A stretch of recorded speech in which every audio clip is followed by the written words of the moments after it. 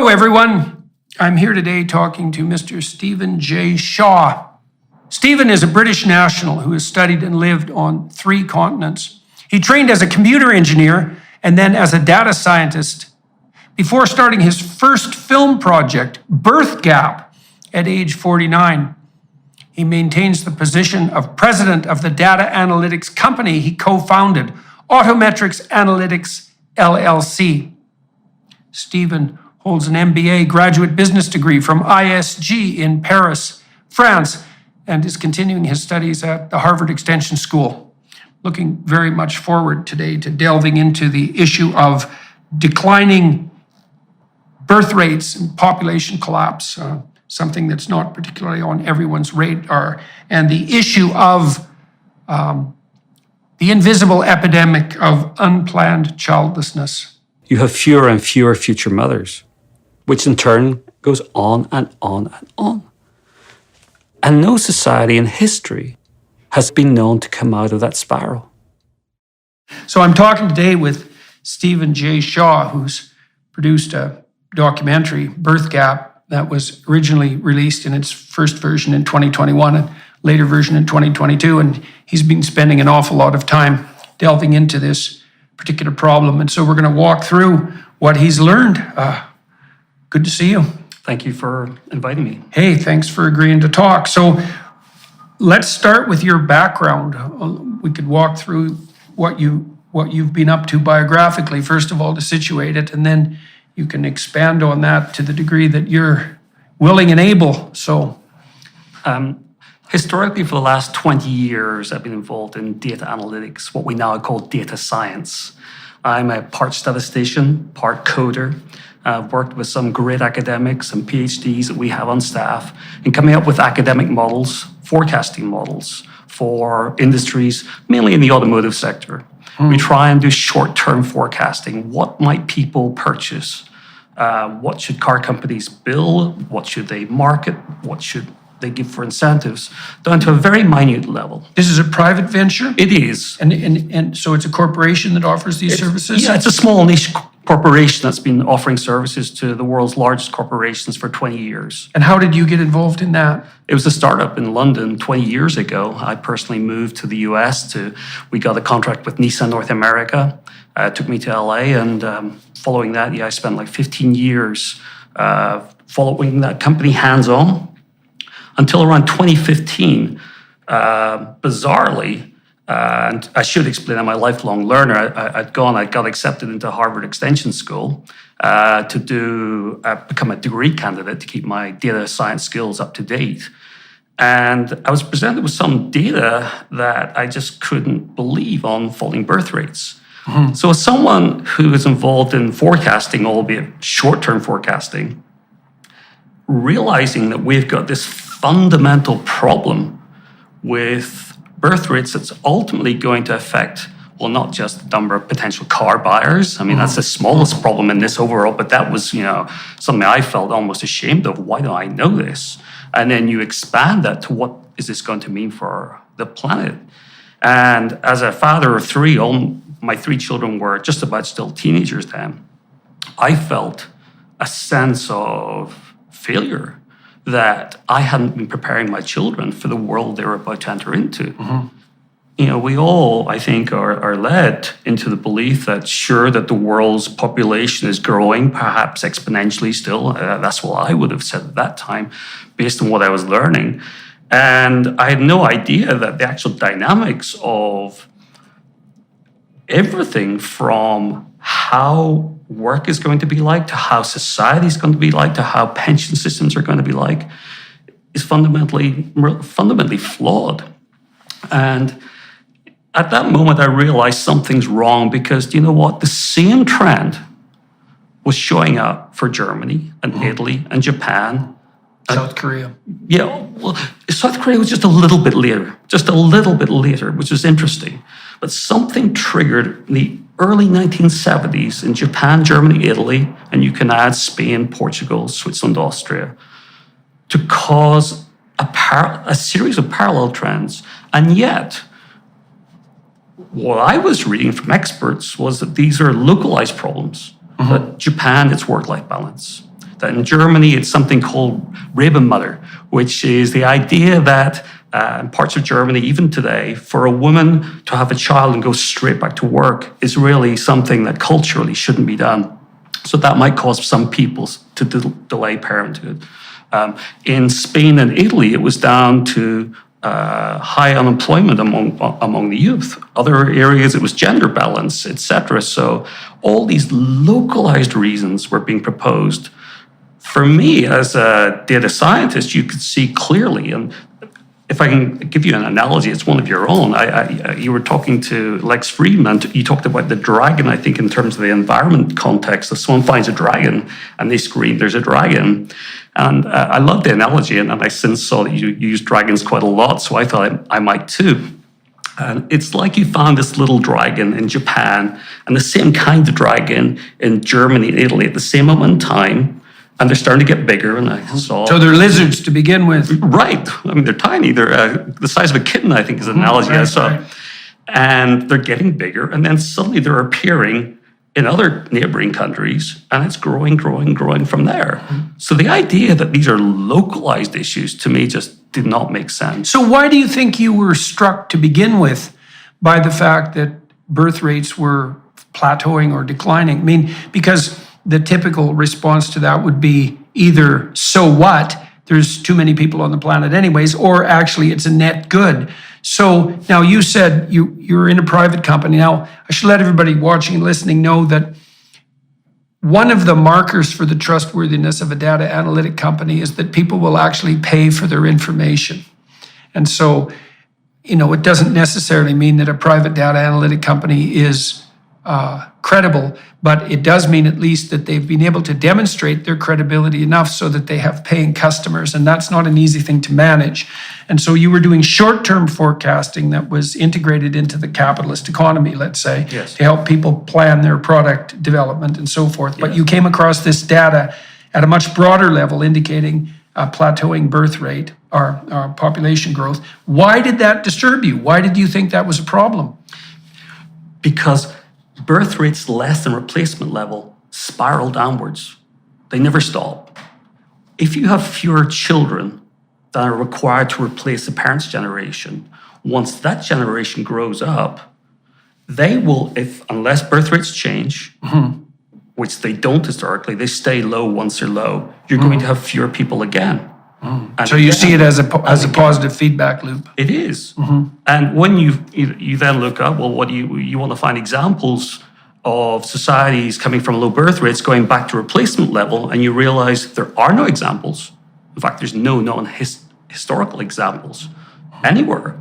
And some people do we have enough of a historical track to consider that a concern?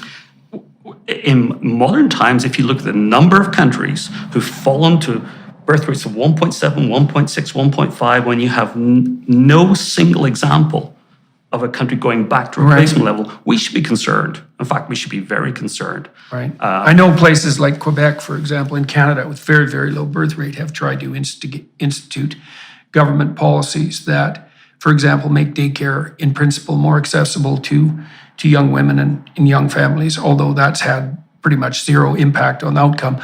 I know that Hungary has put forward a series of policy transformations on the family support front, and my belief is, from what I've read, is that they've at least stopped the birth rate decrease and increased it slightly.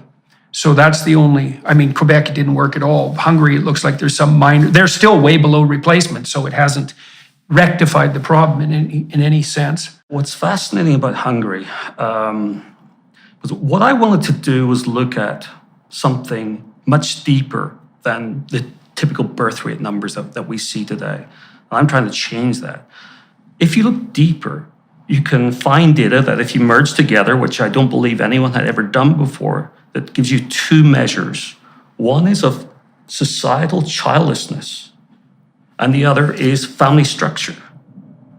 So the traditional way to measure childlessness is to wait till women are 45 usually, and have some surveys, maybe a census. So you're waiting to the end of the fertility window and counting them then. What I wanted to see was, what is societal childlessness today if there's a reduction in the number of women starting to have families compared to what you would expect, we should be able to track that now. So looking at Hungary, which I've just been doing recently, was fascinating. I mean, they're giving huge incentives for people to have 3 and 4 children.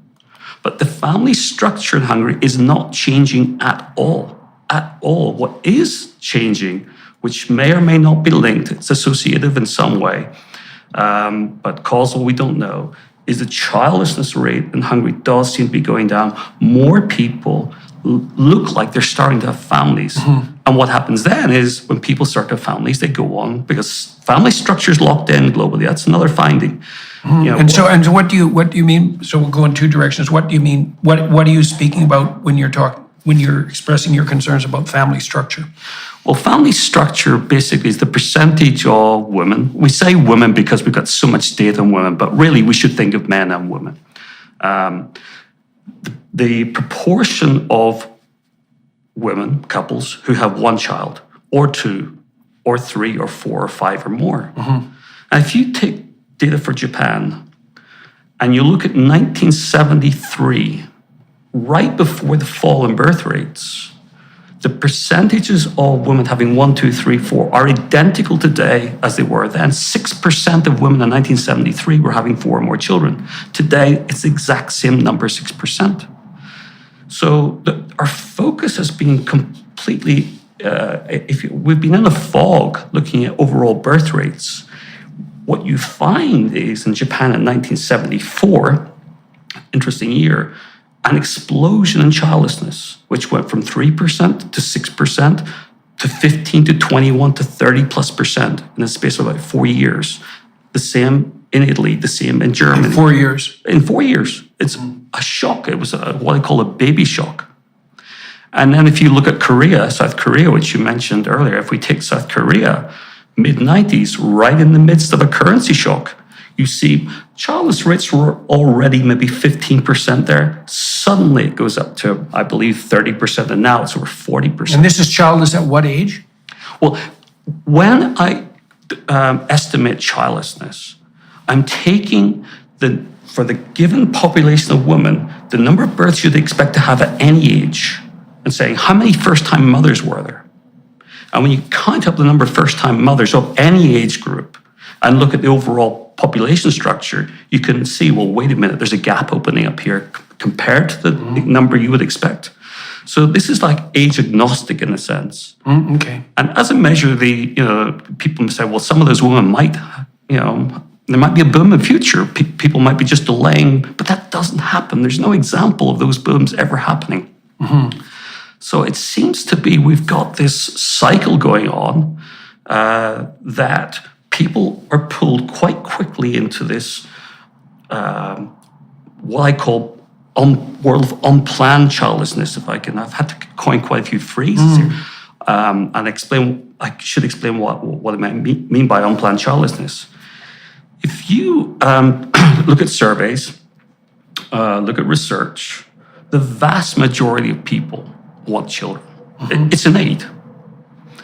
And some don't. That's clear. What percentage do, approximately? I'm estimating around 5% don't. There have been Gallup polls in the US done. Is that different between men and women? I don't have that data. Okay. So 5% you figure are out of the game? Yes. By voluntary choice? Yes. Right. And what percentage are childless? Well, right now we're looking at 30 to 40% in most developed nations. So the vast majority, 80%, it's estimated in studies. And I think this... So that's that involuntary childlessness. Yeah, I've been thinking about that lately. We have this notion for men of involuntary celibacy, incels. We don't have a term that's as at hand for involuntary childlessness among women. And it hasn't been recognized as what would you call it, a universal social problem. But you just said 5% of women don't want children, but 30% don't have them. And so there's a huge gap there between desire and reality.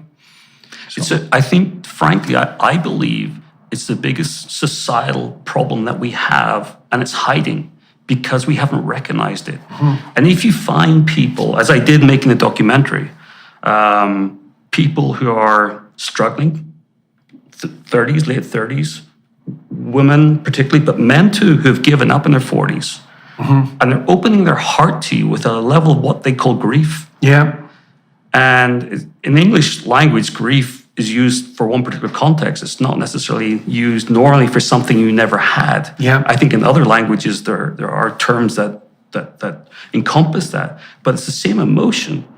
And I've been pulled into conversations where I have frankly been brought myself to the depths of understanding the suffering from these people who thought they were going through life, getting the education, probably, starting the career path, probably, thinking that, well, you know what, I'm not 30 yet. I've got time to meet a partner. Yeah. And then getting to the point of often there is no partner. Or that biology gets in the way. Yeah, well, it turns out that life is shorter than people think. You know, I've had clinical clients who followed that path, and some of them were women who had initially decided that they didn't want to have children and then changed their minds quite dramatically in their late 20s, which is a very common pattern, and then couldn't have children, and it was just absolutely disastrous for them. They were often on the artificial fertility route for 10 years with multiple miscarriages and failures on that front, and it's a bloody dismal outcome. Okay, so you're making a case here, you're making a psychological case in some sense at the moment, in that this is a phenomenon worth attending to, because the vast majority of people who end up childless, which is a more serious immediate problem for women because of the biological restrictions on their reproductive capacity, the reason that's a problem is because so many women end up in that situation despite wanting children. So that's a real psychological problem. But you could take a sociological stance and say, well, as has been insisted upon for 60 years, there's too many people on the planet, and it's just not a bad thing at all if we stop reproducing in this manner. And if the price we have to pay for reduction in the number of excess mouths to feed is that there are some unhappy women, so be it. What do you think about this at a sociological or political or economic level? Well, first of all, I think that's a terribly sad thing to contemplate, that we have to somehow enforce perhaps lifelong grief and sadness on a subset of society who were mostly unlucky enough not to have the children they wanted to have for the sake of the planet, when there are other hypothetical sake, hypothetical right, planet, at some future time. At some future time. And to me, the first thing, my reaction, strong reaction, isn't there another way, if that's right? And then you look at data, as reported in Nature last year, on the overall footprint by age group. Quite a number of scientists put their name to it, and it states very clearly that 8% of our footprint occurs when we're aged under 30. Then it rises quite significantly between 30 and around 65, I believe, and then it falls off sharply. Well, that means that if the world's births were to magically, well, it wouldn't be magic, drop by, say, half. I love taking extreme situations. So let's imagine that from tomorrow, only half of the births happen for some crazy reason. That 8% of total emissions or footprint would go down to 4% in 30 years' time. This is going to have almost no impact for decades, at a time when I think we have to find other solutions as much as they're needed to solve problems that are out there. So the idea that we're going to inflict this pain, deep personal suffering, pain in people, and perhaps be pleased about it, as I know some people are, I think it's terribly sad. I think it might be that, to come back, I would like to clarify that for those people who don't have the desire, I consider myself a pan-natalist. If you don't want to have children, I will be your biggest supporter to say that's fine. And I think there might be a misunderstanding in society for some people who perhaps don't share that desire, who perhaps can't quite understand how fundamental this desire is. Yeah, well, most people who are in that boat are being willfully blind, in my experience. And so the idea that there are reasons to not want to have children, one reason is an overwhelming self-centered narcissism. That's not the only reason, but it's definitely one reason. And people talk about, the interference with their personal freedom and their desire to pursue their career. And in that, I read something like the absolute inability to ever sacrifice your own narrow self-interest, and I do mean narrow, to the what would you say, concerns and needs of other people. And so, it's interesting to me that it's 5% that don't want children, and that the rate of that kind of self-centered narcissism is about 4 to 5% too. Now, I am not saying that everyone who decides not to have children falls into that category, but I am saying that a fair number of people who don't want children fall into that category. I mean, if you think about it biologically, every single one of your maternal ancestors for 3.5 billion years reproduced successfully. And it might be that you're the exception to that rule, but if you are, you should think long and hard about why. You also might want to think long and hard about why, given that it's likely to have a pretty damn detrimental effect on your life. It's all fine to be fancy, free, and footloose when you're 30 and 35, but it's a lot less amusing when you're 50, and it might be downright dreadful by the time you're, let's say, 65. So, all right. So on the population front now, we talked a little bit about the psychological catastrophe of involuntary childlessness. I'm curious too about the social and economic consequences. So as you get a demographic bulge, more and more older people and fewer younger people, obviously you have fewer people to take care of the older people. But I also have never really read anything pertaining to models of like real estate value collapse, because it doesn't take very long if there are more houses than there are people for the value of real estate to fall to, to what? To nothing? I mean, that's what happened in Detroit. It basically fell to nothing. I mean, Detroit has recovered to some degree, but we don't know at all what the world would look like if real estate values fell to virtually nothing, especially because that's where most people put their retirement value. So what do you foresee happening on the political and economic front, given the shift towards the elderly demographically? We're going to see it in China first, right? Clearly. Well, Japan too. Yeah. One of the reasons I moved to live in Japan is to be close to, I wanted to feel this problem. I wanted to be able to see it and almost touch it, and you can there. But you mentioned Detroit. I spent many years living in the suburbs of Detroit. And right around the time I was looking to start this project, that I was able to drive around the streets of Detroit and see street after street after street of tens and tens of thousands of decaying houses. Yeah. I remember one day driving along, and there was a house, and these were nice houses, right, back in the day, right, still spacious. And there was a young family having a picnic outside one of these houses.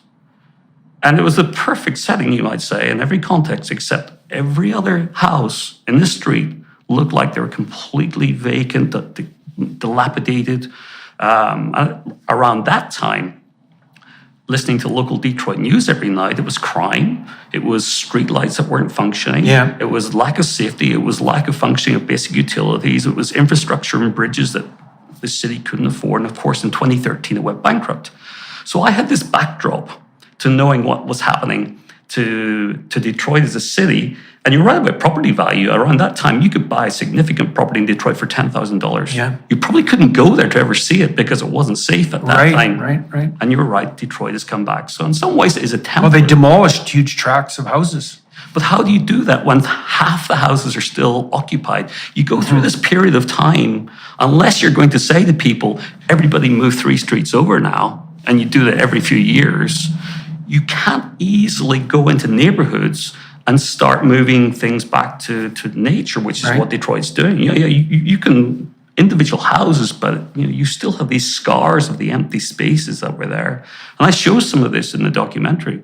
So the idea, people, I was on a podcast, Chris Williamson's recently, and it was the first time I got a sense of the comments that people make, and many people were sharing these deep personal stories about their life to do with unplanned childlessness. Others were sharing concerns about whether they'd ever become grandparents. So, but a lot of people were saying, well, this is just about economics. Who cares? This is just about big corporations suffering. Who cares? I think people need to understand this is going to impact everybody's life. If you're living in an area where there's literally decay, dilapidation all around you, and the taxes that you're paying to your city or your municipality aren't covering the basic infrastructure, no one's going to escape from this. And I think people don't understand that. So in my case, understanding life in Detroit, and again, I really love the city and it's great. I love the people. I love the way it is starting to come back. But that experience, I think, really spoke to me that we really need to think about what this means. Now, you talk about the socioeconomic. I mean, the economics, go beyond the city and the property values. It's the pension funds, it's the social welfare funds that people think. I think I did too at the time, that the retirement, the cost to maintain each of us in a retirement is basically what the government or someone's been saving for when we get to that age. Yeah, right. It's not. What we're paying right now. That's a bargain with the future. That's a bargain. Yeah. You're covering the people who are retired now. What the government has put away for us is debt. Debt. Yeah. There's no savings. And then There's a promise. Right. And then the debt's a problem because... Yes, that's for sure. If you have a shrinking number of taxpayers, the debt's not shrinking. So the repayment on the debt actually becomes worse and worse and worse. Yeah, well, and hypothetically, you can remediate that with immigration, but then that opens up another can of worms, which is no one really knows what the maximal rate of incorporation a society can manage without imploding, right? I mean, obviously, Canada, the US in particular, is an immigrant society, and that's worked out extremely well for the immigrants and for the society. But the idea that there's no upper limit to our capacity to digest and integrate, let's say, is absolutely preposterous. So, and we don't know, but the notion that we can replenish at the rate that we're losing on the birth rate front strikes me as, it's at least a debatable claim. We'll be right back. First, we wanted to give you a sneak peek at Jordan's new series, Exodus. Immigration is a subject that, I think we actually only look at one side of it, and I certainly did until I went to Nepal, and I went and I sat down with the professor, the head of the Department of Population, Professor Patak, in one of the largest universities in Asia. And I wanted to talk about falling birth rates in Nepal, which were just about replacement level at that time. And all he seemed to want to talk about was the pains of migration on Nepal, the people, the communities that are left behind. I never for 1 second had thought about this dark side of immigration. Oh, you mean your brain drain, for example? Community drain. Yeah, you're actually taking away, you're leaving the old parents there, and you're sending remittances back, and that's seen as positive.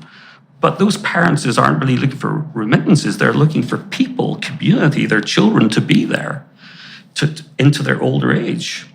And we went to film some of these older people, and the looks on their forlorn looks in their face. No one thinks about that. Mm-hmm. And then you have another situation, which is often it's men who are the immigrants, at least first. Yeah. And well, okay, so maybe that seems to some a good way for it to start. But there's another dark side to that, is the women behind are either not married yet, or they are married and their men have gone off elsewhere and they're not having children. Right. Or their husband's coming back for 3 weeks a year. And you got 3 weeks a year to try and get pregnant. Mm-hmm. And of course, most are not. Mm-hmm. So you actually are propelling countries into low birth rates, the same factor that the rest of us are going through right now. So the immigration debate, and I'm an immigrant myself, I've been an immigrant to the US, to Japan now. So I'm absolutely not against immigration at all. As you say, it's done great service to US, Canada, and many other countries too. But the idea that... But that doesn't mean it's a solution to population decline replacement. Right. Now, you talked about Japan. Let's talk about Japan a little bit. How long did you live in Japan? I still do. So I've been there for 5 years. Uh-huh. And you said you can... Well, so what do you experience there in relationship to your concerns about population decline? Let me tell you about a community in rural Tokyo. So this is what the world's biggest city based on some measures.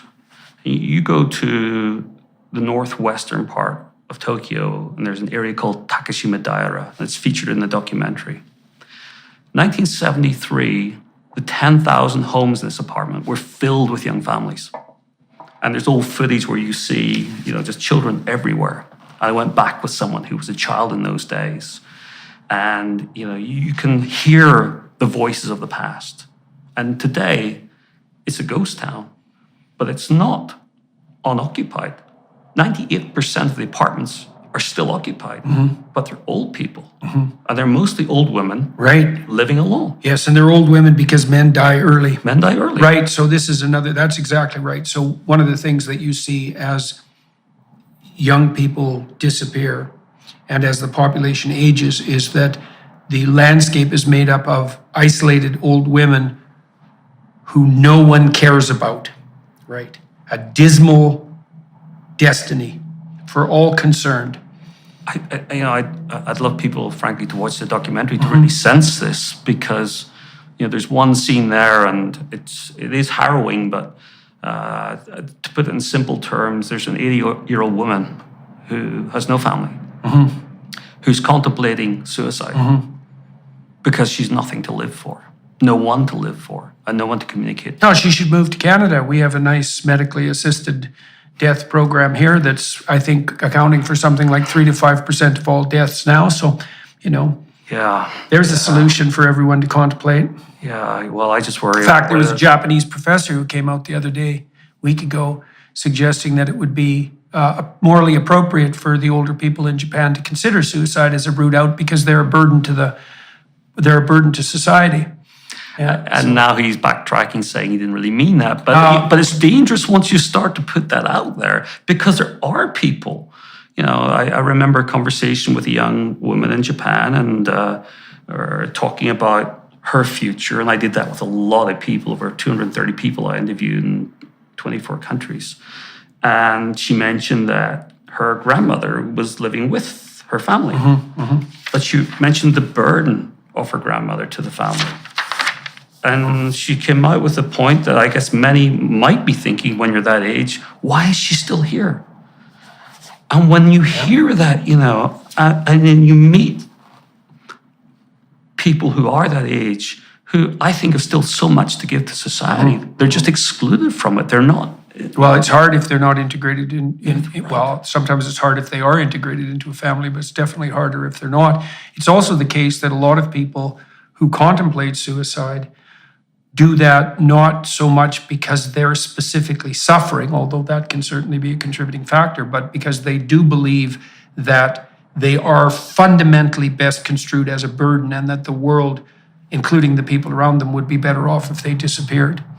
So that's a very sad, what would you say, realm to inhabit in your misery and isolation.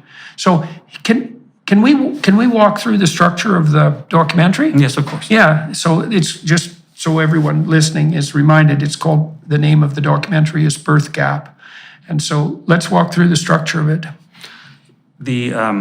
First of all, the title Birth Gap. If I could just explain, why is it called Birth Gap? What is a birth gap?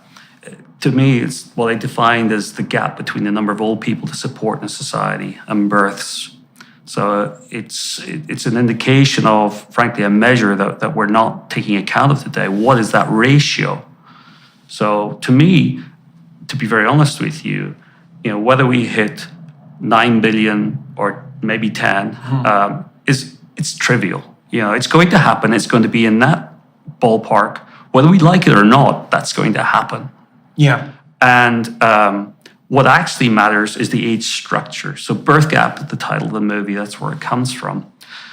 Before I went on this journey, chapter 1 is me literally going with an iPad, showing people data. We started in Italy, we went to Switzerland, we went to Japan, and just started to talk to people about what's happening in their own societies. So how did you move into the realm of documentary filmmaking? Well, I have to thank my second son, Adam, for that, because my idea at this point, I'm not a filmmaker, certainly wasn't then. My thought was, this is a big problem I can write a book about this. I thought just about I have the ability to write, to explain this. And what I wanted to do, because there's other books out there, was come up with a new way to help visualize this problem and to use the book to kind of communicate. And I thought, well, maps, no one's really come up with the structure of a map. And in doing this, I was explaining to my son Adam, and he said, Dad, no one our age, his age, reads books anymore. We all watch documentaries. Right. And I thought, Or listen to them. Or listen to them. Yeah. And for me, well, that's not me. There's no way I could possibly do that. And then by chance, a friend of a friend was a former videographer, news anchor for a Washington, D.C. News network, but was going out on her own. And long story short, we thought, well, okay, let's see if we can make this work. And I brought her along for 2 weeks to film the first interviews, thinking, if nothing else, this is going to be an archive for my own research. Right.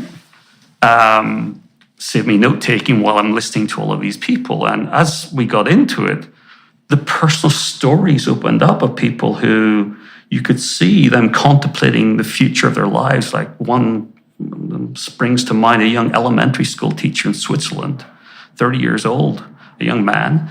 And when we walked through with him the future of elementary schools in Switzerland, you could see the process in his mind, realizing we're not going to need anywhere near the number of elementary school teachers that we have now and what that might mean for him. So the documentary starts literally with me asking people in countries, why is this happening? And frankly, I was hoping, in this entire project, I was expecting at some point to sit down and do some form of regressive model, to find a correlation between something that would link these small dragons, these, falling birth rates in Japan, Germany, and Italy, because they were happening at the same time and they were spreading.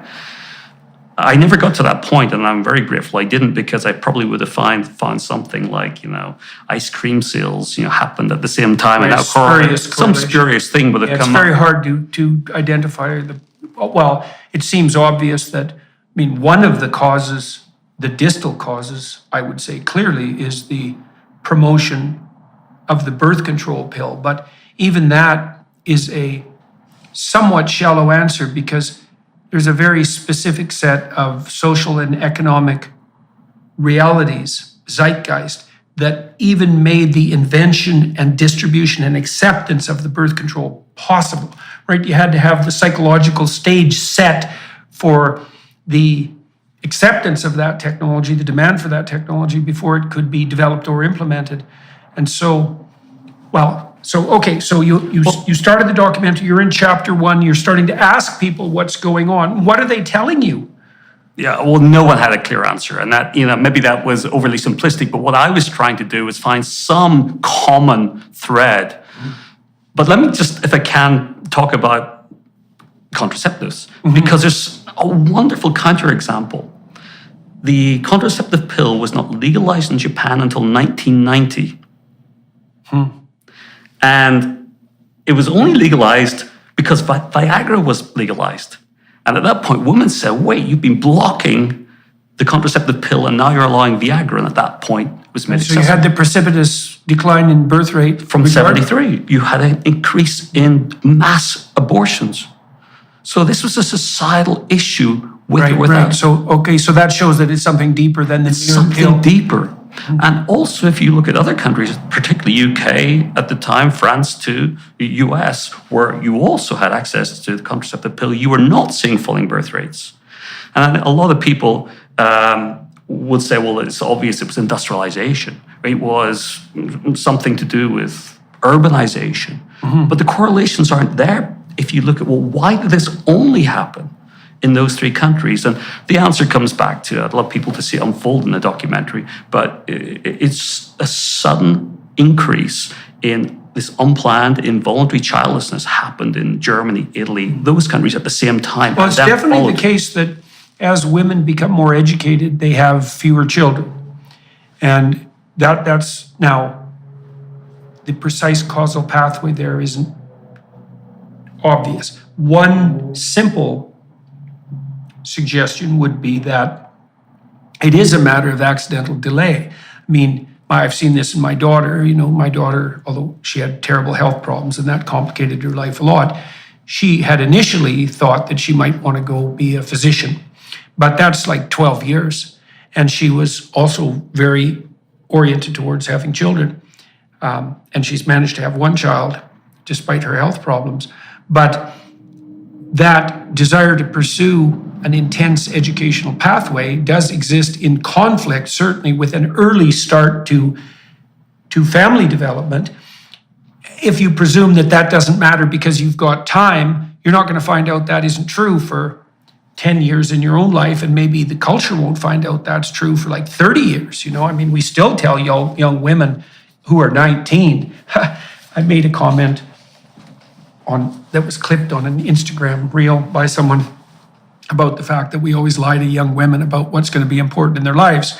We tell them it's going to be all career. I said, I've worked in female-dominated industries my whole life, and what I've observed is, among men and women alike, that it's a very rare person for whom career is the most important thing in their life, even if they're men, although it's true for more men. It's true for virtually no women by the time they hit 30. And the amount of vitriol that comment generated was unparalleled. And that's something, because I've had plenty of vitriol generated from things I said, but and it was all young women, talking about how some old white guy like me had no right to tell young women what to do with their bodies, which I most certainly was not. But it is, you can see a simple pathway there, right? It's like, well, we have this avenue where we can pursue our career and our education and everything else we want, and then we'll be able to solve the problem of having a family. The problem with that is, well, it's hard enough to find a mate when you're 23, 24. By the time you're 30, it's even more difficult. And by the time you're 35, it's starting to become well nigh impossible to find a mate and get pregnant and have a family, especially if you're going to have more than one kid. And so there's a direct conflict there between the avenues that are open to women and the need to strike while the iron's hot on the reproductive front. Nobody really knows how to reconcile that. I mean, it's odd, because women will live about 7 years longer than men. So it could be the case that the societal norm could be that women have their children when they're quite young and then go back to school in their 30s. That would actually work out. In principle, that could work out quite nicely, but we don't have the norms in place to make that a possibility. But we have to start addressing exactly this, because if we don't, to me, I mean, there's so many ideas today about reproductive technology that are overstated. Oh, yes, terribly. Freeze your eggs, and age 40, if you have a partner and if you still have energy, that you might then. Yes, and everything goes well. Yeah, if everything goes well. And you have the money. Yeah, and the emotional stamina. All of that. So part of what I'm hoping to do through the documentary and my work after this is to just increase awareness, particularly to women, but you need a man as well, so it's both, that the fertility window is much shorter and the ability to have children gets harder and harder and harder. It's not just about getting pregnant, it's about being able to deliver, being able to see the pregnancy through to, which gets exponentially harder very, very quickly. I should mention I interviewed 5 fertility doctors for the documentary itself. And, each one of them wanted to open up about the challenges, because normally they have to sell their services. Right. Normally they have to tell people, think positively, here's what we've done for other people, here's what we think we can do for you. Yeah. What they were telling to me openly, I'm frankly getting quite emotional about on a couple of occasions, was it's terrible because so often it doesn't work out. Well, 1 in 3 couples by the age of 30 have pronounced fertility problems, defined as inability to conceive within a year of embarking on the endeavor consciously, right? So that's 1 in 3. And of course, it just gets worse and worse as age creeps up. And 30 is not that old. And it does mean that women have a damn tight window. It's 13 years, let's say, by the time you're 17. By some standards, you're mature enough to consider reproduction, 17 or 18, and on the extreme end. And then, 35 is the other end of that distribution. And You're playing with fire by the time you're delaying, especially if you don't have a partner, by the time you're delaying till 35. Especially if you want 3 children, you know. Yeah, well, right. I'm thinking just one, you know, and it's also the case. I think if you're a reasonable observer of human nature, you see that people have 3 sources of fundamental gratification in their lives. One is the pursuit of their own interests, including career and job. One is their intimate relationship, and the other is their family. And obviously, the intimate relationship and the family are very integrally associated. And if you miss out on one of those, you may be able to fill it by exceptional ability in the remaining domains. But for most people, not only is that highly unlikely, it's also highly undesirable. So, because to take the point as well, here am I, an older male talking about things that are very sensitive to women, but there are a lot of women out there saying the exact same thing. And there was one this morning. I got an email from Melanie Notkin, who's written a book called Otherhood, who herself has no children, and she put it succinctly that, in her words, women are going through the education path, the career path, to try to ultimately fall in love and have a family. yeah, right. Exactly. It's all linked. Yeah, well, I think it's the same for men. I think so too. It's more than that. Half the reason that men strive for career success is to impress women and attract them. In fact, it's higher than that. So, but maybe that point is the heart of the problem we have today, because today, if you look at who's at college and who's actually earning more right now, I read this morning, women in cities in the US are earning more than men. I don't know if that's right or wrong, but you have this situation. yeah, it's right under 30. Yeah. So in US colleges right now, there are, I believe it's 9.5 million women and around 6.57 million men. Oh, and the women start dropping out of college, by the way, when they start to outnumber the men 2 to 1. Right? Because a lot of the reason people go to college, you got to ask yourself, what's college for? It's like, well, it's to get educated, to go to lectures, to be accredited. It's like, no, probably not. Probably the reason people go to college is to find a mate. And there's a selected pool there, and you have a decent chance of finding someone, of approximately your ability and forward-looking vision, let's say.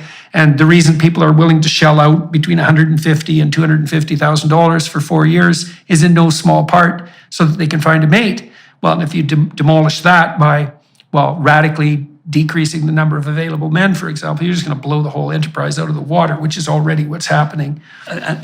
Absolutely. And this is perhaps my greatest concern, because I think if we make young people more aware of the fertility window, they might want to have children earlier. If we link that to in some way enabling careers later in life, which has to fundamentally happen for this to work, we might still be left with a situation where women who, the term is hypergamy, where women typically want to marry someone at least as educated, at least as successful, taller than they are. But if we're in a situation where there's so few men getting the same level of education, we might be left with this imbalance. Oh yeah, that's already happening, clearly.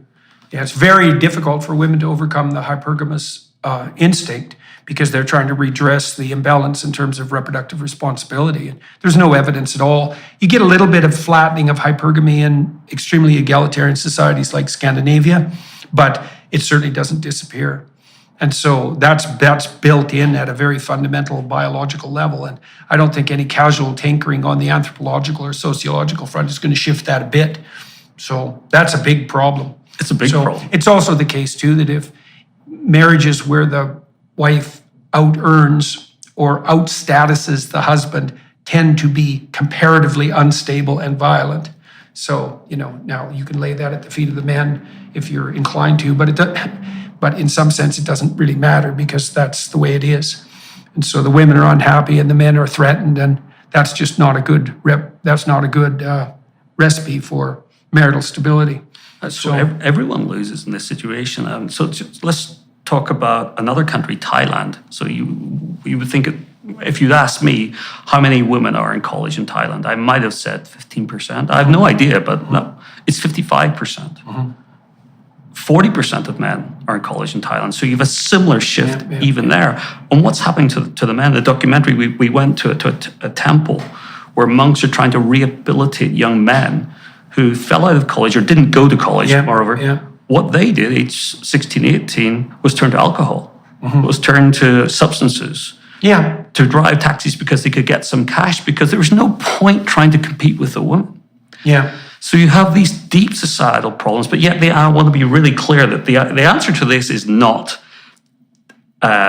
in some way preventing women from getting an education. That's just not going to function. How are you going to do that? Well, you also lose access to half the world's brain power. Of course. And, there are people who think that, and there are people who I think want to use this conversation to promote that, because I've seen comments along those lines too often. This has to be, therefore, partly about men in some way, asking why are men excluded from society? Why are they becoming incels? Or in Japan, they call them otakus, the young man who stays home playing his gaming systems. And See, I don't think that's the right question. I think we almost always ask questions backwards. Why people become useless, that's not a mystery. It's easy to be useless. The mystery is why that doesn't happen to everyone all the time. And the answer is because we build up extremely careful structures of societal discipline to encourage people to adopt mature long-term responsibility and to reward them judiciously for doing so. And when you allow those structures to collapse or work consciously to undermine them, then you get default to the default. And the default is useless. It's short-term gratification. And so you never need an explanation for that. It's like, well, why do people turn to short-term gratification? Because it's gratifying in the short term.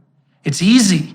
Now, encouraging men to shed their Peter Pan persona, juvenile Peter Pan persona, and to adopt mature responsibility, that's a real challenge for every society. And we are increasingly not only failing at doing that, but punishing young men for developing, say, the virtues of ambition and even sexual desire, for that matter.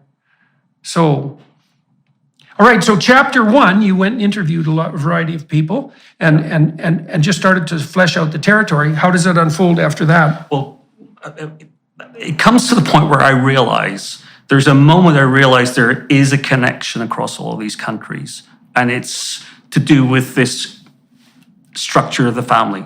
You would expect, if you're having fewer children, and some of these organizations encourage people to have fewer children, have fewer, smaller families.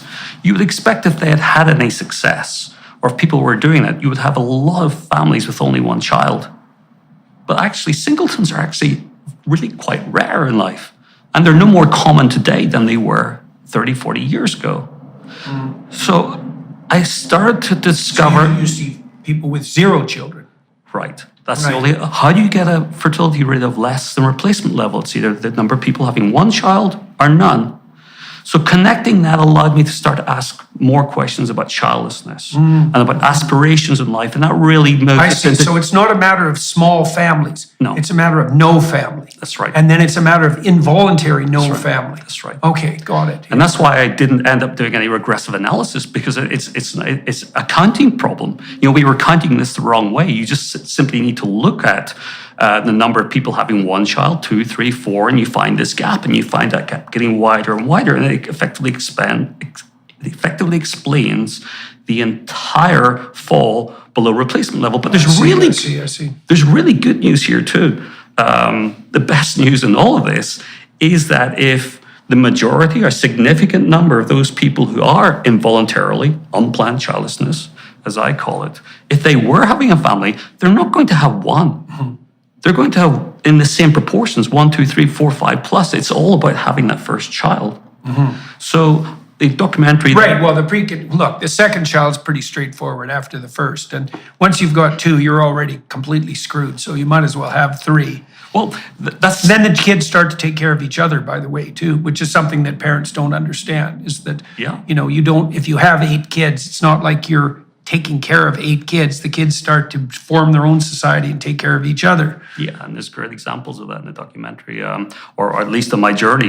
You saw in Italy this mother of 4 children saying she educated her eldest daughter, taught her how to read, and she taught the next daughter, Right, taught right. the next one, the next one. And so that's certainly true. But the good news is here, because family structure is really locked in, once, of course, if you go to some countries, as I did in Africa, you've got high birth rates because of poverty.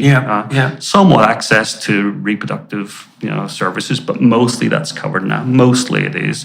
So we got poverty that people in Africa need children to go and get the water.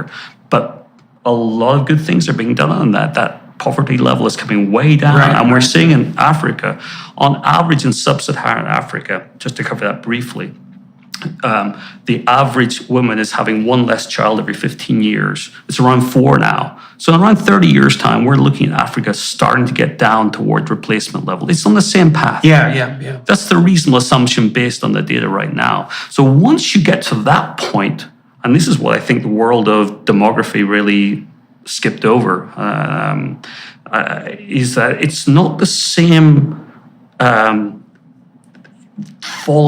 it's not like you look at families going from 4 to 2 and then down to 1.5 and say this is the same trend. It's not. When you get to replacement level, when women are having pretty much the family size that they actually want, childlessness kicks in, and it's that pulls it down a different level. So the next part of the documentary is then going to people, finding out what their aspirations for the future was, but then also talking to men and women who hadn't had children, why they didn't, what it meant to their lives.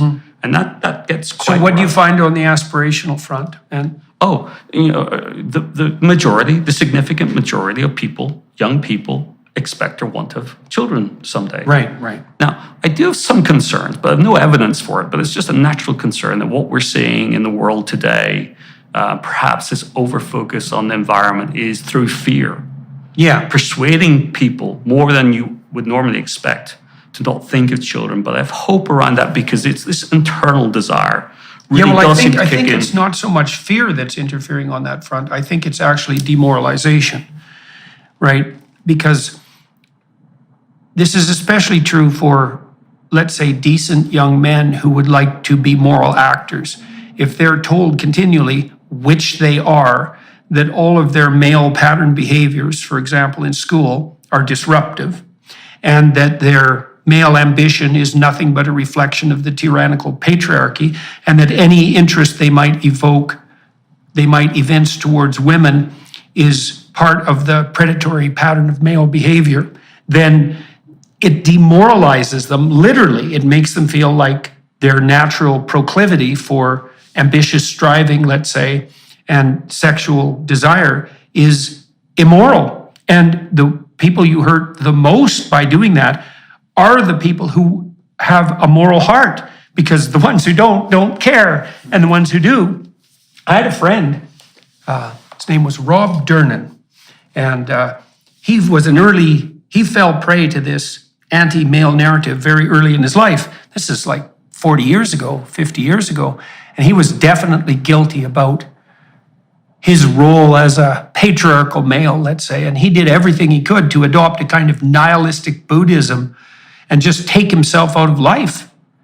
He thought everything he did was, and everything that men did in general, was just part of the destructive force that was ravaging the world, and he eventually committed suicide. It was awful. I watched that unfold for 50 years, and I would say, he had his flaws like everyone does, and in that self-destructive pathway, there can be a fair bit of, let's say, unconscious self-serving, but fundamentally, he was overwhelmed by existential guilt in relationship to being male, and that eventually convinced him to do himself in.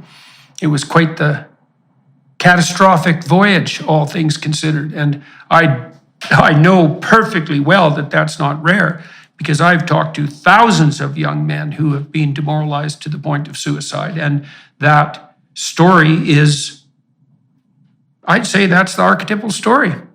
So it's not fear exactly. It's an assault. It's a moral assault. And it's conscionable. It's an unconscionable moral assault. If your solution to saving the planet is that you have to demoralize young people so badly that they even abstain from sex, then there's seriously something wrong with your worldview. And maybe we could call out Paul Ehrlich on that front, for example. So, all right, so now you're starting to talk to people about their aspirations. You're finding out that young people do want to have a family. And that doesn't mean one child, it means a family. But they're not prioritizing that properly? Or what happens to the people who end up without children? Well, there's no path to it. Right. The path is education, education, education, usually. Not for everyone, but... And then debt. Sure, debt. Yeah. But that's not the driver, because education in some countries is much lower than the US. So some people will say, oh, debt's the problem. Yeah. It's not a good thing. It Yeah. can't help. Yeah. And then it's career. And no Right, one is guiding people to say, actually, there is a moment in time when you really need to prioritize this. So we've left young people to find a path on their own, having sent them off as parents, as societies, to find a path in life that will get them to where they want to be, which everyone, I think, implicitly assumes, for most people, not all, will involve love and will involve children. Yeah. But actually what's happening is when young people are getting to that point, they're often in their 30s, because no one really is thinking that 30 is too late at all. Yeah. But, I mean, just another statistic, if you look across every country we had data on, the probability of becoming a parent, a mother rather, it's on women again, the probability of someone without children age 30 ever becoming a parent at most is 50%. Really? That's just the outcome. So by 30. By 30. If you haven't had your first child by 30, and most countries, it's lower than that. And why is that? Is it, do you know, I mean, there must be multiple causes. Part of that would be partnerlessness. Part of that would be fertility difficulties. What are the major contributors to that? The major contributor is not finding a partner at the right time. Yeah, right. Or when you do find a partner, you have challenges. Well, the other thing that is painful to point out to women is that 30-year-old women aren't competing with other 30-year-old women for partners. They're competing with 18 to 35-year-old women for partners. And so, all things considered, if you're 30 and you're looking for a mate and you want children, you're putting an awful lot of pressure, one way or another, on your 30-year-old male target, because his option is to find a 25-year-old woman who, all things being equal, is of the same value as you are, except that you're 30, and that means his time frame is now shortened in a manner that wouldn't be the case if he married someone younger. Plus, women tend to prefer men who are slightly older than them. Well, not exactly slightly, it's actually 4 years is the average internationally. And so the optimal target for a 25-year-old woman is a 29-year-old man. And so, and it's rude to point such things out, but mate selection is a very difficult problem. And it's also exacerbated by the fact that this is also a terrible thing, is that because of this hypergamous tendency of women, as women are, I knew a lot of very successful young women who worked in the legal field, and they were often stars in their firms, extremely able people. And generally, they were very vivacious, attractive, intelligent, educated, and intimidating as hell to men. And not that interested in someone who didn't have the same ability and status they did, which was almost no one. So then they're 30, they're extremely choosy, and you could say they have a right to be, but the problem is, well, yeah, you're 30, and you're extremely choosy, and your pool of available candidates has basically shrunk to none. Because first of all, a lot of men are already snapped up by the time they're 30, so there's that reduction right off the bat. And then if you're going to reject, women rate 80% of men on dating sites as below average in attractiveness. And that's just the baseline, right? For the women who are high status and high attractive, let's say, very able on the career front, and the men they're going to regard as acceptable, that's a vanishingly small proportion of men. So that's part of the reason why they what would you say, select themselves out of the mating market. That's brutal, man. It's brutal. And I watched women struggle with that like mad, and certainly had no shortage of sympathy for them. But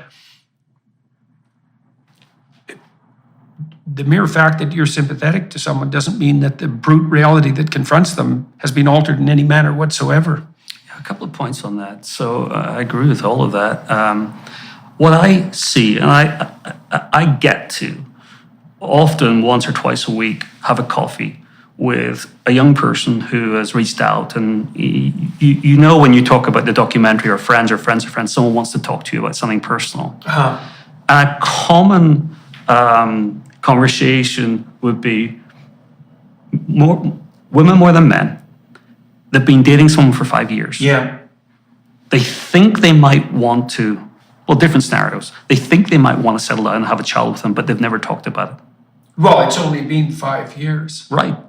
Or they've already figured out they probably don't want a child with this person. What should they do?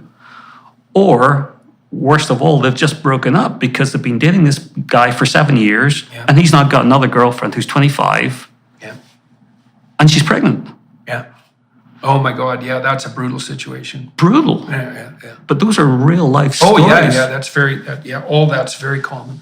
So the idea of dating someone for an extended period, and my children are now, 27 to 20, they're getting to that point where, to me, I'm thinking of my own children when I think of these young people and the advice I would give them. And frankly, the advice I usually give, and I'm not a clinical psychologist, but people are asking for advice, and I've talked to a lot of people, is if you're unsure, break up, because you know what? If it feels wrong after you've broken up, you'll get back together quickly. And I'd say more. The other advice too is get the hell at it. You think you have a long time to decide. Well, here's a way of thinking about it. If you're reasonably attractive, you'll be able to try out 5 people. That's it. That's what you've got. Because it takes a while to find someone, and then it takes a while to get to know them. And finding them and getting to know them, that's probably something approximating 1 to 2 years. And if you do that 5 times, that's 10 years. And that's your fertility window. And so you think you have time, but that's a delusion. And you think the right person will come around. Well, first of all, that's a delusion to begin with, because you build a relationship, you don't find one. Now, you should have some sense when you pick your partner, to the degree that you have the luxury to have some sense. But the notion that the person right for you will come along at the right time, that's just not the case. That isn't how things work at all. And if you know that even if you're very attractive, that the list of true candidates is probably 5, and for some people, it's 1 or 0. And so it's hard, because when you're 17 or 16, especially if you're attractive, and I would say this is especially true if you're an attractive young woman, you have no shortage, generally speaking, of people who are interested in you. And it looks like that's sort of a landscape of plenty. But that doesn't mitigate against the fact that it still takes a long time to get to know people and to find the right person. Now, men have it a bit easier on that front, I would say, because like I had one friend who didn't have a child till he was 55. That can always be the case for men. And so the pressure isn't on in the same way. But even with men, like had I married my wife earlier, we would have had more kids, and that didn't happen. So, and we got married comparatively early for our social class, say, and educational background. Okay, so now you're talking to people and you're finding out they want to have kids, and then they find out that they don't get to, right? A little bit too late. And so where does the documentary go from there? So from there, we take it into the consequences. The consequences, they're partly personal, but partly economic. But everything ultimately is personal, because everything ultimately comes back to, whether it's you and your life and how you live it and whether you're lonely or not, Yeah. or how much the state can help you, particularly in your later years, through healthcare, through pensions, through your city providing basic services like water. It all comes back together. So we explore a lot of those. And by the way, I sat down with, I believe, about a dozen experts, many professors, many, a priest, a monk, people involved working with government healthcare programs around the world. So we hear these voices. And other than one organization, which happens to be the successor to what Paul Ehrlich set up, they were the only organization who took an optimistic view. Of course, they would do that. Everybody else is negative. Everybody else is worried about the future consequences of this. And just by the way, I should call this out. Ehrlich set up an organization, author of The Population Bomb, of course, called ZPG, which evolved into Zero population growth. Yeah. It evolved into another organization that still has something like 30,000 teachers who train other teachers, who educate 4 million US high school kids every year. And they explain the population problems, usually in Africa. And their message is, please think about this. Yeah, well, there's nothing racist about the too many African narrative. Yeah. And when you teach someone like 2 and 2 is 4, you don't say, think about that. But when you say, here's the problem in Africa, and you say to a, think about that, you're not really saying, think about Africa. You're thinking about, do you want to have kids or not? So and that's covered in the documentary as well as part of the narrative as to why we still have this viewpoint when, frankly, we should have known about this, decades ago. Well, we could also look at the self-evident economic statistics demonstrating that since Paul Ehrlich and his population bomb and the Club of Rome, etc., these anti-population zealots started beating the drum back in 1965, saying that we were all going to starve to death by the year 2000 when we'll have 4 billion people, God help us. And now we have 8. And the relationship between wealth growth and population has been extremely positive, not negative or flat. And everyone on the planet virtually is richer than anyone had ever conceived of. And it's clearly the case that we could manage this if we had half the will to do it. And so the data are in. One of the things I've really learned is that I believe the whole idea of natural resource, almost the whole idea of natural resource is specious, in that human beings, the wealth of the planet is dependent on the psychological health and the structures of governance that are put in place by people of goodwill, and that if we organize ourselves properly and aim up, there's no real limit to abundance. And it's certainly not population dependent. We're not in a zero-sum game. We are not yeast in a Petri dish. We're not doomed to a Malthusian outcome. And the biologists who make that claim and say it's scientific are assuming that the yeast in the Petri dish model of human function is the appropriate biological model, and it's not. And the reason for that is because we can let our ideas die instead of us, and we can learn, and we can transform, and we're very good at that. And there's no justification whatsoever for stating that it's a scientific fact that population increase is going to produce a Malthusian catastrophe. Now, it can in limited circumstances, but we are not yeast in a Petri dish. That's the wrong model. So, and I can't disagree. I mean, I'm a data analyst. I'm only prepared to comment when I've done my own work or I've seen detailed work of others. I can't imagine how complicated it must be to model the planet. I mean, that's on a level beyond anything any rational statistician could do alone. It's models on top of models on top of models. Yeah. So it's a Tower of Babel. So where I come from is, to be honest with you, I don't know. But I do know that we are adaptive. I do know that we should prepare because, to be honest with you, green technologies sound like pretty cool things when you look at Teslas out there. They're not perfect, but they're... Remembering I work with a lot of automotive clients, but what Elon has done for the industry, is phenomenal. And if we come at this from a point of view of positivity, what can we do? And I look at my own kids and, their generation and the malaise, the belief that the world is coming to an end. The world is not coming to an end. anytime Well, soon. not Because unless we precipitate it in Right. that direction, which we seem to Right. be striving to do with all diligence at the moment. Well, and to bring it back to the documentary, Yeah. at this point, we come back to this point of loneliness and meet people. And I mean, there's a scene where I go to a crematorium in Germany, and I'm hoping to find out something about what it's like to bury people who have no family. I nearly got an interview directly with the director, but he refused to meet me, and an intermediary kind of sat down to explain why. And it's horrendous. And so this is off camera. But I got a long note recently with more information as to what's happening. People with no family in care homes are being effectively mistreated, malnourished, Yes. tied to their beds for long periods of time. And we know this, or it's known in this crematorium, because the bodies that come are, I guess, white and marked. Yeah, yeah. And they weren't prepared to say it because they're fearful of the system. So, someone should make a documentary about that alone.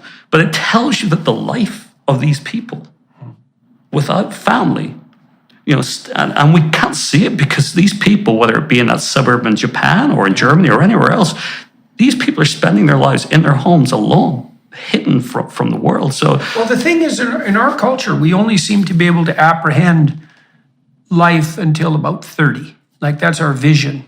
The vision is you're young, you're full of promise, you get educated, you have your career, and then you're 30. And what's happening? Well, now you're successful. It's like, okay, but you got 60 years left there.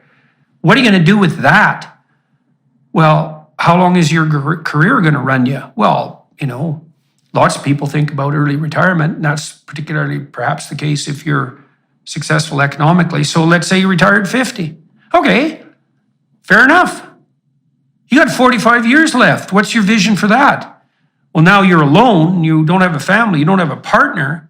You don't have a career either. So what are you planning to do? Exactly. What's your vision? And the answer is we don't have a vision for that. We don't have a vision for the expanse of our life. And that's an interesting thing in and of itself. I mean, for a long time, back in the 1860s, people even in the West were struggling along on less than $1.50 a day in today's money. And it's not like people had the luxury of developing a lifetime vision. They were sort of fending off one disaster after another, like people do now who live in absolute privation. There's about 800 million people like that still on the planet. And then once you get a little bit wealthier, a little more secure, you can start thinking about the future. But that's very, very complicated. And this luxurious wealth we have is new enough so that our capacity to develop a lifetime vision hasn't developed to a degree that's sophisticated enough to take that whole time span into account. But this vision of isolated death with no one around you that cares, I wouldn't recommend that as your life from 70 to 95.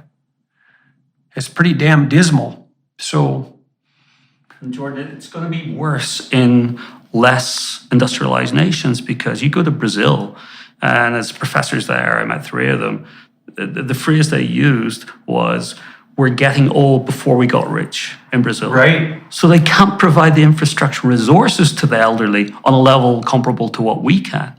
So the life of elderly people, when I look at India, with the birth rate now below replacement level, growing population because it's so young, people are living longer, which is a good thing. But I'm looking at a future for India 30 years from now, where you're going to have so many old people and so few people to take care of them. Mm-hmm. So this is a problem that we focus too much on in our own societies. This is a global humanitarian crisis of old people who are going to be left, by and large, to some extent to fend for themselves. And when they're not fending for themselves, they're going to be mostly in their homes or alone. And Well, I find the psychological argument, I would say, probably more compelling. I think not because I take any issue to your forward-looking projections, but because things are so unstable on the technological and economic and political front that projecting even a decade into the future seems in some ways like a fool's errand, right? Because God only knows what's coming down the pipelines with regards to new technology. But I think you can make an extraordinarily strong case that one of the things you don't want to end up happening to you in your own life is to be involuntarily childless and isolated starting at the age of 30 going forward. Yes. Right. And so I do, I've looked at the situation in China and in Japan with this, what do they call that? The inverted pyramidal distribution where there's way more old people than young people. And obviously that seems untenable on the technological or on the economic front. But I do think the psychological issue is much more present, should be much more present for young people. And the warning is, don't be thinking you've got a lot of time to get your act together, because you don't have as much time as you think. And you want to get things going sooner than you might find it convenient. There's never a convenient time to have a child. Right. There's stupid times to have a child, for sure. But there's never a convenient time. And that's the other thing people do too, When my wife and I finally got together, she was about 28 or so. She wanted to have a kid pretty much right away. And I was finishing off my postdoc and I hadn't got a permanent job yet. And my sense was, well, everything's not in place. And we talked that out for quite a while and decided to proceed regardless, because there was no real reason for me to be concerned. The probability that I was going to be jobless was, barring catastrophe, 0. And you jump into the abyss holding hands with your wife. There's no right time. And the reason that's so important to know is because the clock ticks while you're waiting, and that's also a catastrophe. And then it sneaks up on people unawares, as you just described, and takes them out. Not good. Okay, so now you're investigating in the documentary the consequences of this involuntary childlessness. And do you progress past that? Yeah, well, so the consequences go into both the economic. We go to Detroit. We look at what might happen to the future of the world based on what's happened to Detroit. Yeah.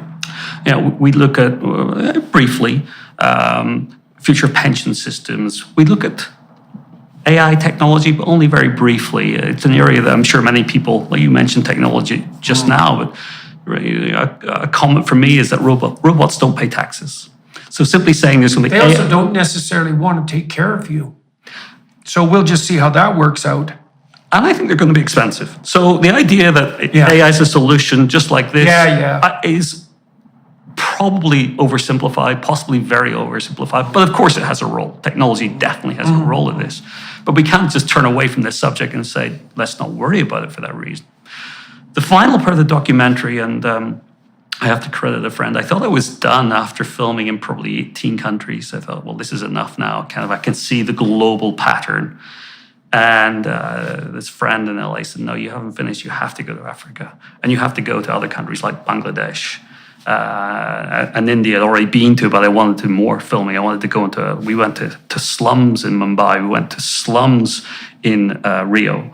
I think 5 in Johannesburg. And I wanted to see what's happening in the parts of the world that I think to some extent we might fear are exploding. Mm-hmm. And you have the same fundamental story happening everywhere, even Nigeria. So Nigeria is a good example of a country that's moving towards lower birth rates at a much slower pace. There'll be more people, by the way, in Nigeria by the year 2100 than there are in China, for everyone watching and listening. And that's quite the shocking bit of information. Yeah, and you look at Nigeria and you still have a culture there where the more male children you have, it's part of what you...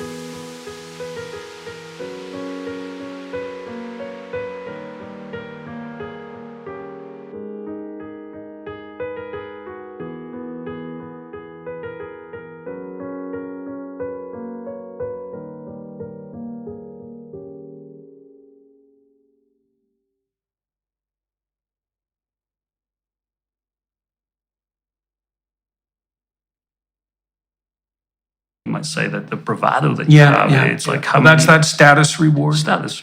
Yeah. But you go to Ethiopia and you meet people there and you talk to professors there, and Ethiopia used to be like that, but the birth rate right now in Ethiopia is 4. It used to be 7 or 8 not that long ago, and there's a transformation happening. So you can see and feel the transformation happening in Africa, just like everywhere else. So I like to think of the analogy that the world is on a roller coaster, and countries like Japan and Germany and Italy and now South Korea are in the front car. They're over in terms of the peak of population, and sure, they're aging and people are going to live longer and longer, so we're not going to really see the drop for a little while, but we know what's coming. Africa is in the rear car. They're still on the way up, but the path is the same here. Yeah. But perhaps the thing that struck me about Africa, where I'm planning to go back and spend a significant amount of time for my own purposes as much as anything. When you go to Africa, you go to Malawi, which is, I believe, World Bank data, the 12th poorest country in the world by GDP per person.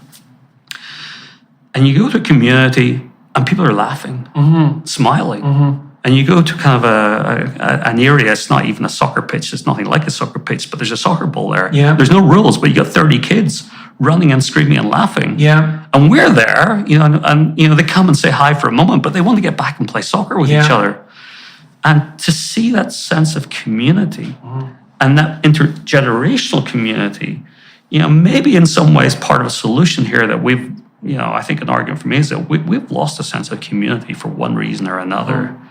And so that's something that surprised me, actually, how similar really we all are, and we're just at different parts of this of that cycle. Right. So you've laid out this documentary, and you've documented a problem that is not being attended to much.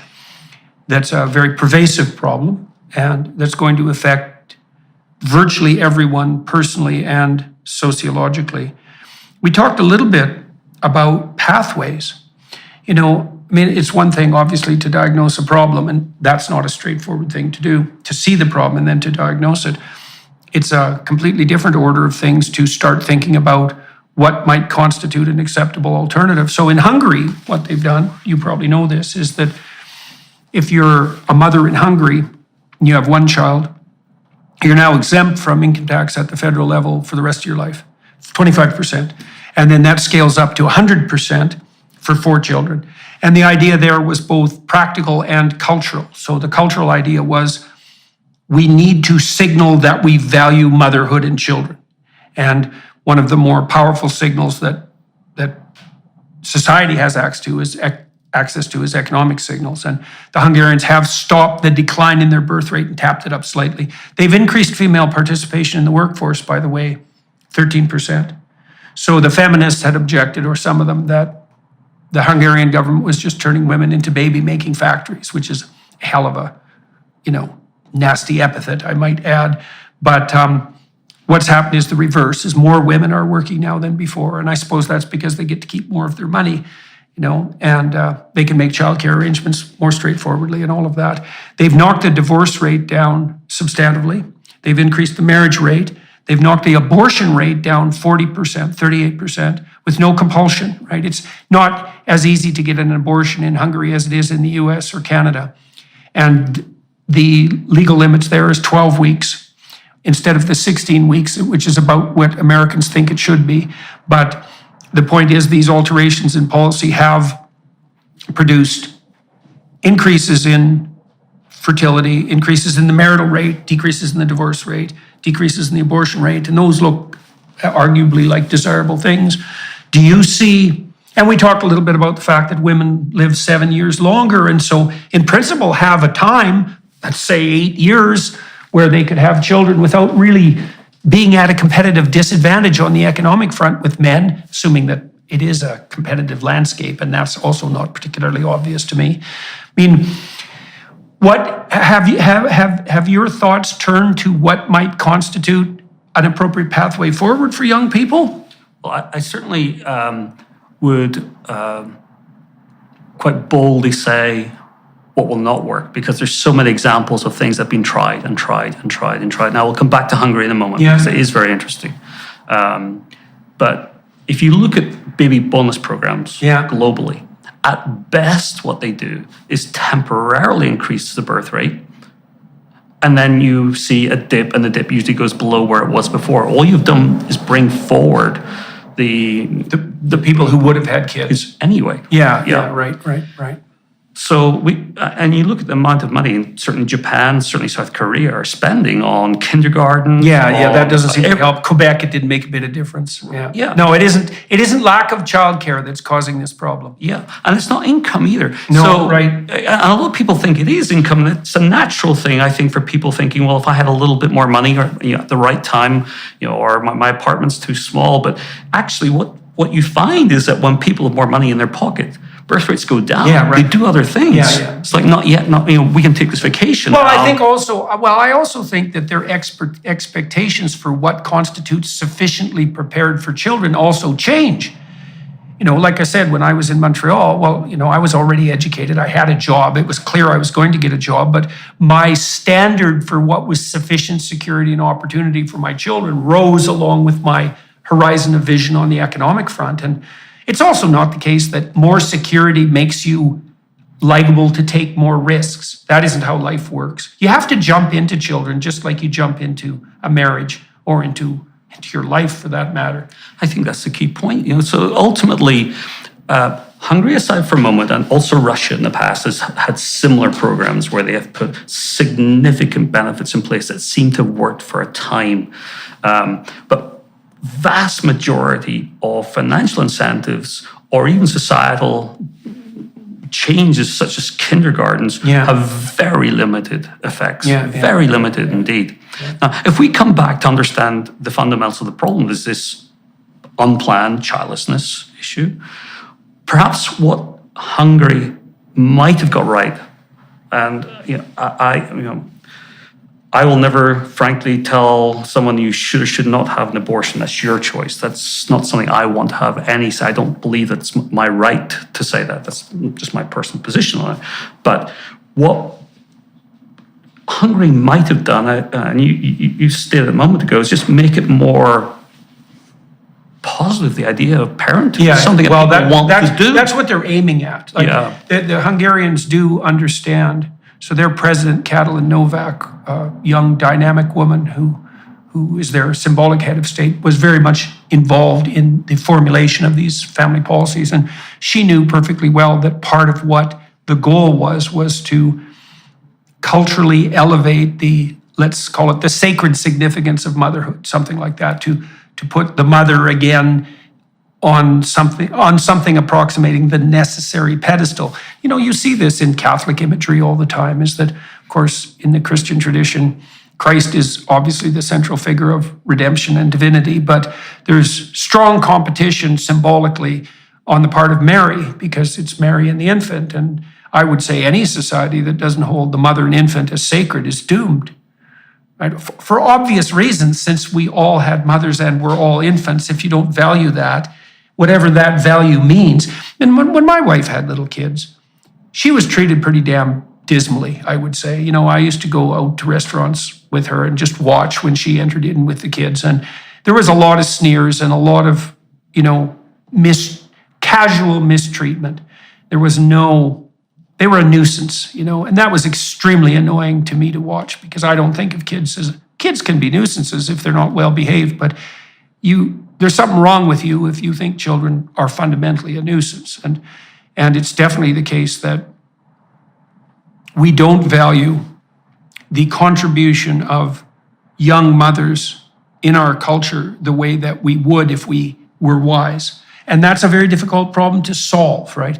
All this emphasis on, the kind of hedonic freedom that's associated with being a youthful teenager, and then that equally Sex in the City nonsense about your freedom on the sexual.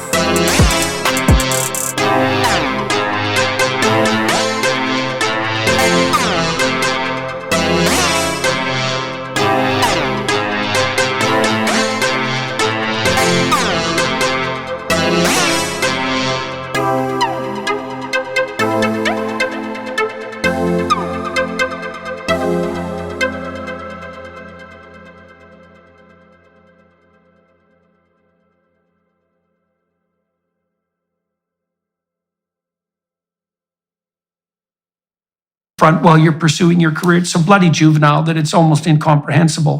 But it's not an easy thing to reverse. And it isn't even obvious that it's the government's role to reverse that. And the outcomes are unplanned childlessness. You Right. see it time and time again. I think it's just clear that people who go down that path are thinking of what society tells them they can do in the short term only. And That'd be a good title for this interview, really. We should probably call it Unplanned Childlessness. I love that. Well, because it's so interesting that exists as such a plague, and yet it isn't identified and it doesn't have a name. And that's a real catastrophe. One of the early screenings I did, there was a young man, it was in Japan, but he's from the US. And he just stood there afterwards gazing at the ceiling, and he's probably 30, early 30, 35. And he said, unplanned childlessness. And he looked at me and said, that's me. Yeah. That's me. And you could see it wasn't just the term, it was talking. Yeah, right. He was talking. The realization. That you actually have to, in some way, have a plan, even if the plan is to do something not irrational, but to take a leap of faith. And to come back to men as well, in this, men can have children aged 55. I divorced, sadly, at around 40, I guess, and I thought there'd be a time where I would meet someone again and have more children. That's something I would have desired, frankly. Not to get too personal, but it wasn't my plan for life to be a divorced dad. Right. And what you find is that you're competing with younger men. Yeah, right. For the same younger woman. Easier said than done. Easier said than done. Definitely. The fact that you can technically have a child at almost any age as a man doesn't mean that you're going to. So the outcome is... No. What makes you think you're going to be more successful old and ugly than you had been young and ugly? Right. So, yeah. And every year you're on the path to get older and uglier. So it's men and women in this situation. I think that society needs to make parenting something more valuable. But to come back to your point, that cannot be at the sacrifice of career education options. We have to make it more almost the default option that you can continue your education. I love the idea of lifelong learning, which is what I'm doing. Well, it's very odd that we orient our educational establishments to people between 18 and 22. Yes. I just can't figure that at all. I taught at the Harvard Extension School, by the way. I had a lot of adult students, and I enjoyed teaching them a lot. There's absolutely no reason whatsoever that the university should specialize in 18 to 22-year-olds. That's a hangover from, I don't know, God, I don't even know when that was useful and relevant. It's just not a smart idea. And it's in the college's interest because as the shrinking number of children come through the systems, universities are going to need to diversify. Lifelong learning is the answer to that. Definitely. So why? Well, and it's also the case that in an era of rapid technological transformation, that lifelong learning is necessary practically, but it's also, why the hell wouldn't you want that? Because it's part of what keeps you updated.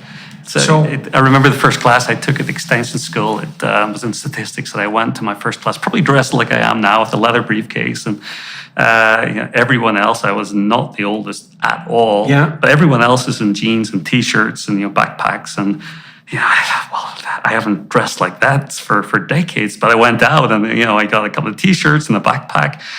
And the most transformational thing happened to me. First recognition, I'm learning something I want to learn. Yeah, right. I'm fully engaged. And that makes you the best kind of student too.